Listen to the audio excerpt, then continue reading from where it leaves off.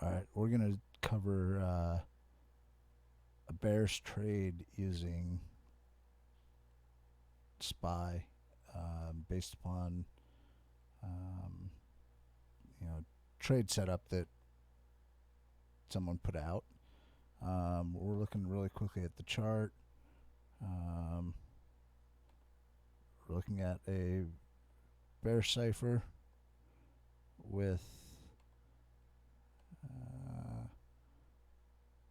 we have lower momentum than we do here, making lower prices, hidden by bearish divergence, price continuation to the downside, higher RSI levels than our previous swing high, hidden bearish divergence, price continuation to the downside.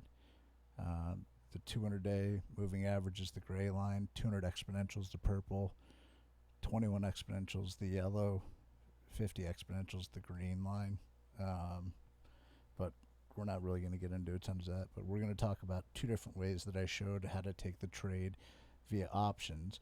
One was a very simple version, one was a little more complicated.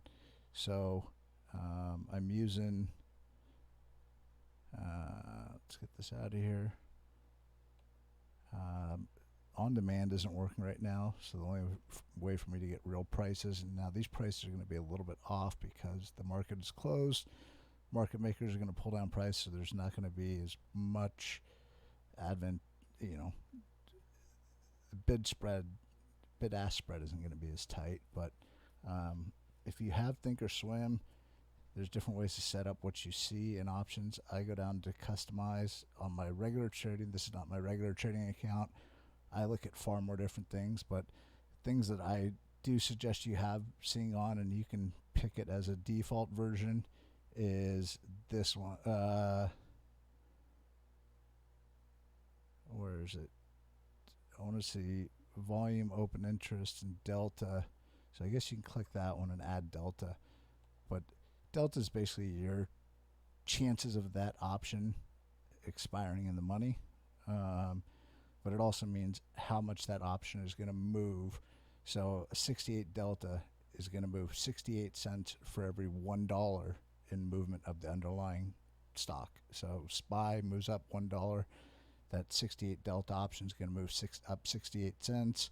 So from 26.76 or 26.36, 26. So that it's going to move up 68 cents. It moves up $3. It's going to move up, $2.06.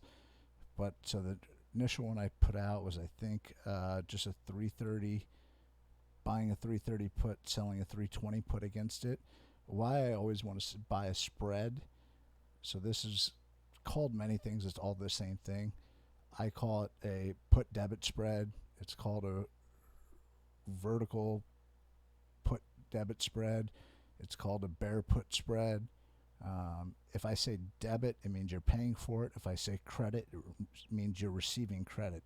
So you can sell options, and you're basically the insurance company. You're selling insurance to someone who's buying insurance, but you can also buy insurance and sell insurance at a lower price at the same time and make the profit of the difference. So the first trade on Thinkorswim using it, we did a 330 over 310 put spread expiring November 20th. The reason I want to do this is it's about 17 days after the election. There's a lot of unknowns going on.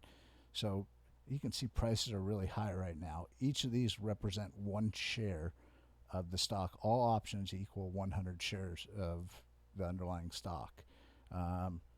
So the whole thing of getting assigned stock or buying a call or put using margin, it does not mean anything. That's not true. Your entry price is the maximum you can lose. Now we're going to do a second trade that is a little bit different. So in this, we're going to make sure, in Thinkorswim, not the greatest platform on earth for options, but it's okay. So like I said, we right clicked on the put we wanted to buy, bought a vertical. So vertical means it's going to be a put or call spread, which can be a debit, means you're paying money or credit, and there are two different types of calls. So a put debit spread is a bearish trade. A put credit spread is a bullish trade.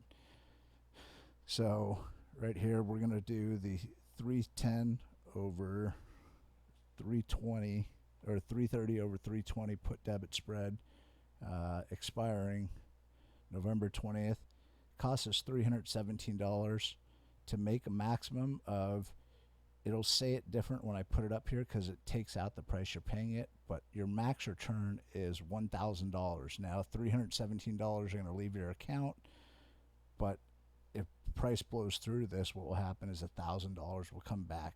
So you're risking $317 for $1,000, and so it's 441, 321, 321, 341 are different things, but